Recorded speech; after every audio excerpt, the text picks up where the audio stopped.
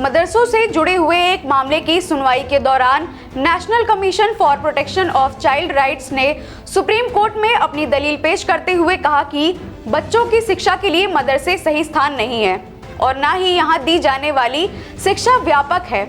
साथ ही यह right to education act के नियमों के भी खिलाफ है। इसके अलावा मदरसों में इस्लाम को ही सर्वोच्च माना जाता है और इस्लाम की शिक्षा को ही प्रमुखता दी जाती है। वहीं देश में बच्चों के अधिकारों के लिए काम करने वाले निकाय ने भी कहा है कि जो बच्चे औपचारिक स्कूली शिक्षा प्रणाली में शामिल नहीं हैं, वे mid day meal, school uniform आदि जैसे अपने प्राथमिक शिक्षा के मौलिक अधिकारों से भी वंचित रह जाते हैं।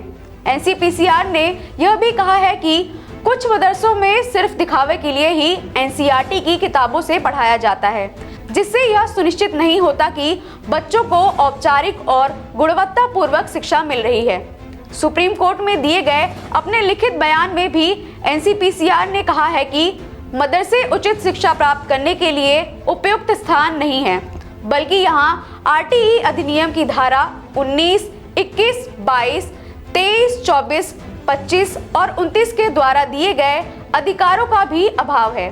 साथ ही मदरसे न केवल शिक्षा के लिए एक असंतोषजनक और अपर्याप्त मॉडल प्रस्तुत करते हैं, बल्कि उनके काम करने का तरीका भी मनमाना है।